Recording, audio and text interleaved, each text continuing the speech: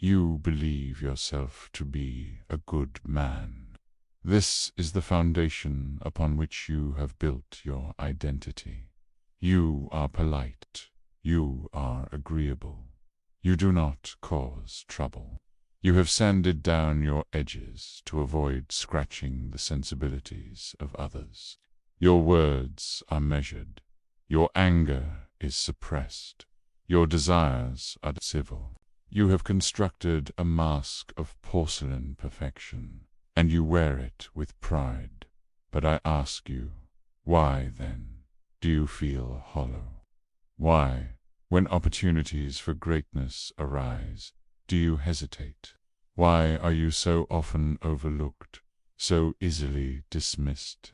You play by the rules of the good man, yet the rewards of power, respect, and authentic connection elude you. It is because your goodness is a lie. It is not a virtue born of strength, but a cage built from fear. You are not good. You are merely harmless. And in the kingdom of the real, the harmless are the first to be conquered.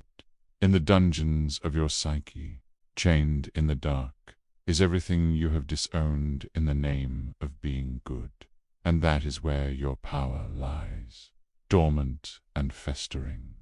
The great psychologist Carl Jung gave this chained entity a name. He called it the shadow. It is the repository of everything you have been taught to deny about yourself. It is your ambition, which you were told was arrogance. It is your aggression, which you were taught was brutish. It is your raw, untamed lust for life, for power, for dominance, which society shamed you into hiding.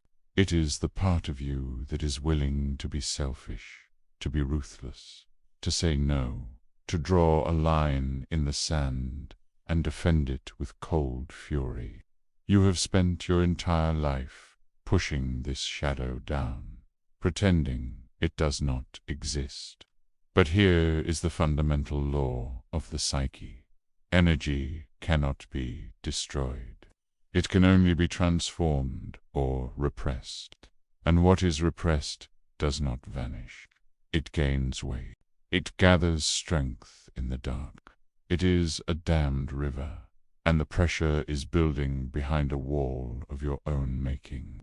A wall you call morality. This repression is the source of your weakness. This is the diagnosis. Because you refuse to acknowledge the shadow, you have no control over it. It controls you. It erupts in moments you least expect, in displays of petty jealousy or passive aggression. It is the sarcastic comment that slips out, poisoning the air in a meeting you were too timid to command. It is the sudden, inexplicable rage at a minor inconvenience. It is the self-sabotage that ensures you never quite reach the goal you claim to want, because the shadow knows you are too afraid to handle the power that comes with it. The unacknowledged shadow makes you predictable. Your goodness is a simple algorithm that others quickly learn to exploit. They know you will yield. They know you will avoid confrontation. They know you will absorb their slights and say nothing. You have made yourself a slave to the very parts of you that you refuse to acknowledge. You are a king who has willingly abdicated his throne to a prisoner in his own dungeon, and you wonder why your kingdom is in chaos. The cure is not to destroy the shadow. That is impossible. The cure is to integrate it. This is a process of two sovereign acts. First, you must confront it. This is your descent. You must perform a shadow inventory. In solitude, with brutal honesty, you will ask yourself, what do I secretly want? What resentments do I harbor? What am I truly angry about? What forbidden fantasies of power and freedom do I entertain in the dead of night. Write them down. Do not judge them. Do not recoil in horror. Your task is not to approve, but to acknowledge. Views must look the beast in the eye and say, I see you. You are a part of me. This act alone, this courageous witnessing, is the beginning of mastery. You are bringing a lamp into the dungeon. Second, you must integrate it. This is the alchemy. You do not unleash the shadow to burn the world down. You harness its fire. You give the beast a purpose, that buried ambition. You will channel it into a relentless, disciplined work ethic that carves your vision into reality.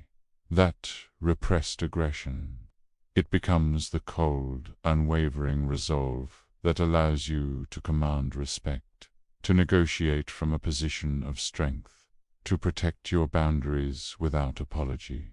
That darkness you so feared, it becomes your edge, your depth, the magnetic charisma that makes you compelling and authentic, not merely nice. The good man dies, and in his place a whole man is born. He is not evil, he is formidable. And so we arrive at the final law, the great revelation from Jung himself, a truth as cold and solid as marble. Until you make the unconscious conscious, it will direct your life, and you will call it fate. Your failures, your stagnation, your so-called bad luck. It is not fate. It is the unexamined shadow, directing your life from the throne you left vacant. The time has come to claim it.